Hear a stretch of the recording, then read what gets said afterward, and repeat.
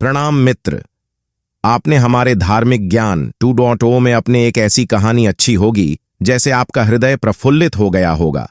लेकिन आज हम आपको बताने जा रहे हैं कि चुपचाप पृथ्वी पर सावन मास आता है, तभी पृथ्वी पर शिव भक्त की एक बड़ी सी भीड़ में पड़ती है।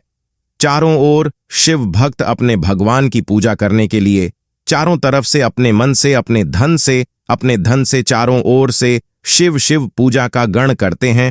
जो भगवान शिव के परम भक्त होते हैं वह उनका स्वयं ही खुश करने के लिए हर रोज उनकी सेवा चाकरी करते हैं। इसी तरह भगवान शिव के मंदिर की भी पराक्रमा भी आदि ही होती है। जो शिव भक्त होता है उसको मालूम होता है कि भगवान शिव की परिक्रमा केवल आदि ही होती है। भगवान शिव के मंदिर में चारों ओर से चारों दिशाओं के बीच आदर्श जाते हैं। भगवान शिव के जल अर्पण पर मनुष्य के सारे दुख दूर हो जाते हैं। सावन मास में भगवान शिव की पूजा करने से चारों ओर से शांति मिलती है। केवल मनुष्य जीवन में ही नहीं, 34 लाख चीजों में भी उनको शांति मिलती है। भगवान शिव एक ऐसी अनंत वाणी है जो ना तो कभी समाप्त हुई है ना ही कभी समाप्त होगी। वह एक ऐसी आस्था है, वह एक ऐसे देव हैं, वह देवों के भी महादेव हैं। चारों ओर से हवाई, पानी, आज अग्नि, पंचतत्व वायु भी उनके काबू में रहते हैं। चारों ओर से फोटो और भविष्य भी उनके साथ देता है। भगवान शिव के मंदिर के आगे जो नदी रखा होता है उसका क्या महत्व है, यह आपको इस कथा में जानने को मिलेगा। मित्रों, आपने बहुत सारी कथाएं सुनी होगी, लेकिन आज हम आपको बताने जा रहे हैं कि भगवान शिव के मंदिर के आगे नदी क्यों खड़े रहते हैं।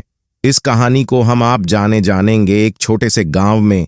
इसका गांव का नाम भारत नगर था। उसे गांव में एक पूरा व्यक्ति और उसका पोता दोनों एक साथ कुटिया में रहते थे। ना ही उनके पास टन था और ना ही उनके पास कोई साधन था। वह दोनों दूसरों के खेतों में खेती करते और अपना जीवन गुजारती। दोनों पोता और पुत्र और उनके दादरी तीनों मिलकर अपना सारा कार्य खुद ही करते थे और सारा कार्य करने के साथ हर साल में हर रोज 365 दिन भगवान शिव के मंदिर के हर रोज चलने जाते थे।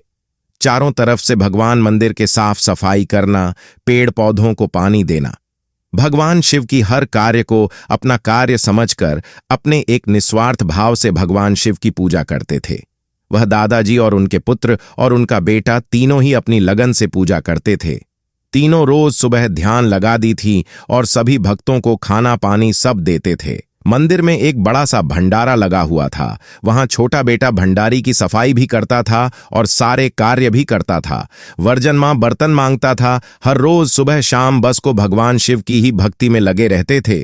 ऐसे ही उनके संस्कार थे। ना ही किसी को बुरा कहना, ना ही किसी को गलत कहना, वही उनके संस्कार थे। इतना ही नहीं, भगवान शिव और उन तीनों पोता पुत्र और छोटे से लड़के में भगवान शिव की भी करुणा रही होगी। इतने सालों से वह तीनों भगवान शिव की समस्त रूप एक पक्ष होकर उनकी सेवा करते थे।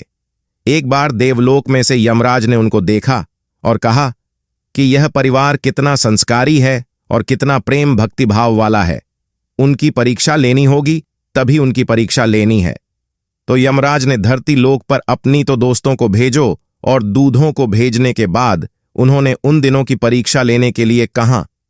दूध में सर्वप्रथम एक गाय का रूप बनाए गए। का रूप बनाते हुए उन्होंने सर्वप्रथम उसे बूढ़े व्यक्ति को एक थका लगाया। धक्का लगाते ही पूरा व्यक्ति गिर गया और सारे गांव के लोग उसके पास आकर खड़े हो गए। तभी गांव के लोगों ने कहा, हे भगवान, यह क्या कर दिया तुमने? जो तुम्हारी परसों से तुम्हारी तपस्या कर रहा था, तुमने उसकी मृत्यु तुम्हारे हाथों ही क्यों लिखी है? क्या यह गाय भी तुम नहीं बिजी होगी? ऐसे ही गांव के अलग अलग विचार वाले लोगों ने उनसे भगवान शिव को तुलसी बताया। भगवान शिव को दोषी बताने के बाद वह बूढ़े व्यक्ति को अस्पताल ले जाया गया। उनकी मृत्यु नहीं हुई और सारे गांव ने मिलकर उनको शाम को सभी गांव के लोग उसे पूरे व्यक्ति की सहायता करने के लिए उसके घर गए। उसे सभी गांव लग्न वालों ने कहा कि आपको किसी भी चीज की जरूरत हो तो कृपया हमें करके बता दीजिए। तभी उसे थोड़े व्यक्ति ने कहा कि मुझे कोई भी चीज की जरूरत नहीं है, मेरे भगवान भोलेनाथ मेरे साथ ही हैं। उसे व्यक्ति ने मरते दम तक उसने भोलेनाथ का नाम नहीं छोड़ा। और तभी यह देखकर यमराज बहुत प्रसन्न हो गए और यमराज ने खुद उन्हें सपने में आकर कहा कि है ही व्यक्ति, तुम बहुत ही प्रभावशाली और बहुत ही ध्यान नियुक्त हो। तुमने भगवान भोलेनाथ की इतनी शक्ति की है कि आज मैं तुम्हारे समकक्ष परीक्षा लेने के लिए मेरे दुखों ने ही तुम्हें आप खाद किया था, और इसके लिए मैं तुम्हें क्षमा मांगता हूं।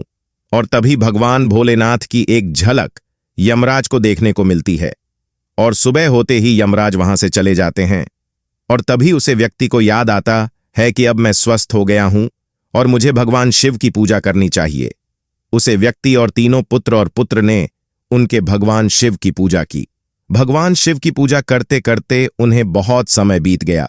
तभी उसे पूरे व्यक्ति ने अपने पोते को बताया कि है पुत्र, तुम्हें अगर भगवान शिव की संपूर्ण पूजा करनी है तो तुम्हें उनके भक्त नदी को प्रसन्न करना होगा।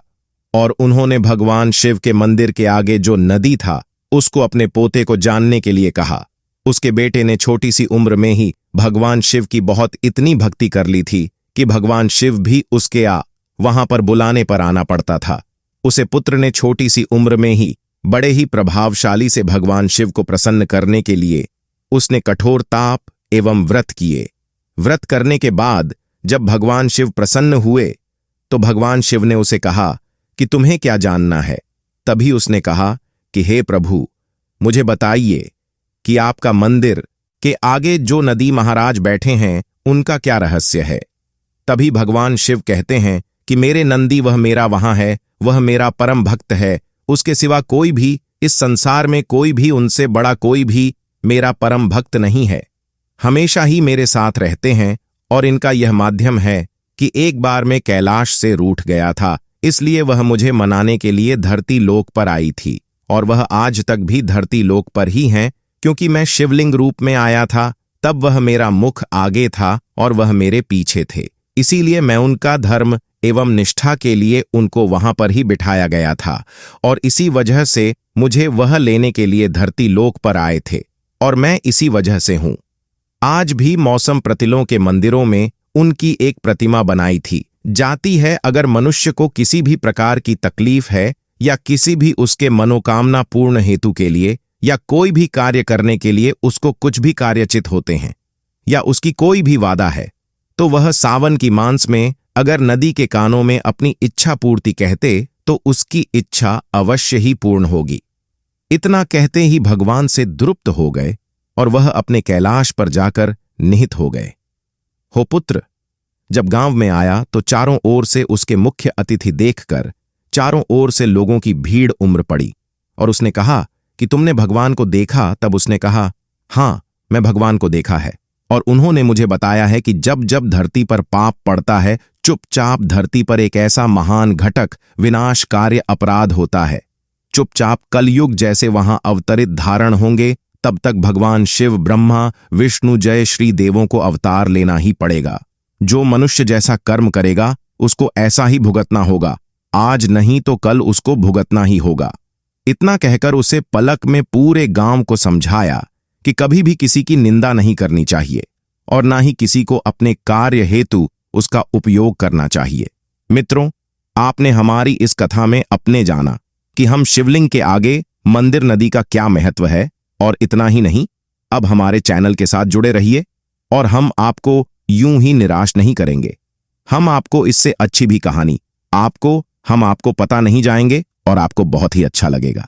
हमारे धार्मिक ज्ञान 2.0 के परिवार के साथ जुड़े रहने के लिए हमारे चैनल को सब्सक्राइब करें, लाइक करें और नोटिफिकेशंस करने के लिए बेल आइकन को टच करें।